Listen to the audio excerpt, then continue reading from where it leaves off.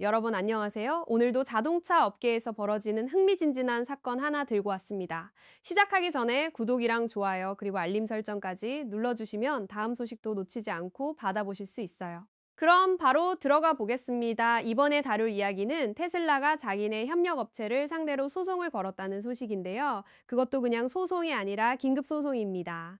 도대체 무슨 일이 있었길래 테슬라가 이렇게까지 급하게 법원문을 두드렸는지 하나씩 풀어드릴게요. 테슬라는 지금 연방법원에 요청서를 냈습니다. 어디냐면 미국 텍사스주 서부지방 법원이고요. 이 법원에 사이버트럭 부품 협력업체를 상대로 제조 장비를 돌려달라는 소송을 제기한 겁니다.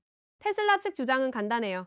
이 장비는 원래 테슬라 소유고 만약 이 장비를 못 돌려받으면 며칠 안에 사이버트럭 생산 자체가 멈출 수도 있다는 거죠. 그래서 일반적인 소송 절차가 아니라 신속한 심리를 열어달라고 법원에 요청까지 했습니다. 그만큼 상황이 급박하다는 뜻이겠죠. 문제가 되고 있는 장비는 테슬라 기가 텍사스에서 사이버트럭 부품을 프레스 성형하는 데 쓰이는 툴링입니다. 이 소송 내용은 블룸버그가 가장 먼저 보도했는데요. 소장에 따르면 문제의 장비는 텍사스주 트로이라는 지역에 있는 공장 안에 있다고 합니다. 이 공장을 운영하는 곳이 바로 앵스트롬 오토모티브 그룹이에요. 앵스트롬은 원래 앤더튼 캐스팅이라는 회사가 갖고 있던 이 공장을 작년에 인수했고, 인수한 이후에도 테슬라의 협력업체 역할을 계속 이어왔습니다. 이번 사건의 소송 번호도 나왔는데요. 슈시 26분 CCB-17 사건입니다. 테슬라가 그동안 협력업체를 상대로 여러 소송을 진행해 왔는데 이번 건은 그 중에서도 상당히 긴급성이 높은 축에 속한다고 봐야 할 것 같아요. 그럼 이 갈등이 어디서부터 시작됐는지 시간 순서대로 한번 짚어볼게요.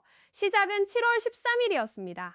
앵스트롬이 테슬라 측의 트로이 공장을 폐쇄할 계획이라고 통보했어요. 여기까지는 그냥 사업상 결정일 수 있잖아요. 문제는 그 다음부터입니다. 공장을 닫는다면 그 안에 있는 테슬라 소유 장비를 어떻게 회수할지 양측이 합의를 봐야 했는데 이 부분에서 협상이 완전히 틀어져 버린 거예요. 여기서 회수 대상이 된 장비 목록을 한번 볼까요? 다이캐스트 툴 트림 다이, 각종 고정지그, 절삭 공구, 게이지, 그리고 엑스레이 장비까지 포함되어 있습니다.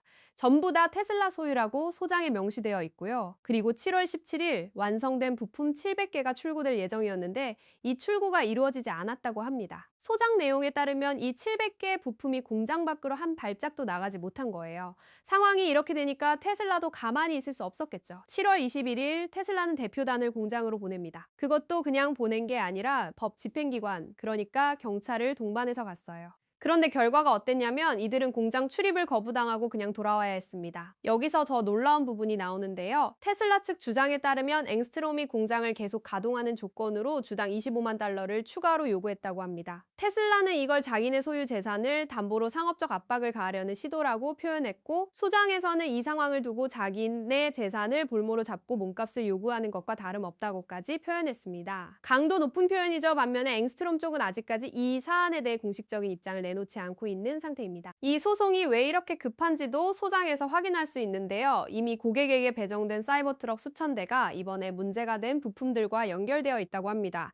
그리고 법원이 개입하지 않으면 이 부품 공급이 며칠 안에 완전히 바닥날 거라고 소장에 적혀 있어요. 그런데 여기서 짚고 넘어갈 부분이 있습니다. 테슬라가 이번 소송으로 원하는 게 정확히 뭐냐면 앵스트롬과의 계약 분쟁 자체를 법원이 판단해달라는 것도 아니고 손해배상을 받아내겠다는 것도 아닙니다. 딱 하나, 이미 자기 소유인 장비에 물리적으로 접근할 수 있게 해달라는 겁니다. 소유권 분쟁이 아니라 접근권 확보가 목적이라는 걸 테슬라 스스로 명확히 하고 있는 거죠. 사실 테슬라가 공급망 문제로 법원까지 간 게 이번이 처음은 아닙니다. 예전에 배터리 장비를 공급하던 매튜스 인터내셔널이라는 회사와도 영업비밀 관련 소송을 진행한 적이 있는데 이 사건은 올해 초 법원이 매튜스 인터내셔널에 대해 영구 금지 명령을 내리면서 마무리됐습니다. 테슬라가 공급망을 지키기 위해서라면 소송도 서슴지 않는다는 걸 이번 사건과 이전 사건을 통해 다시 한번 확인할 수 있는 셈이에요. 정리해보면 이번 사건은 테슬라와 협력업체 사이의 신뢰 문제가 얼마나 순식간에 생산 라인 전체를 흔들 수 있는지 보여주는 사례라고 할 수 있을 것 같습니다.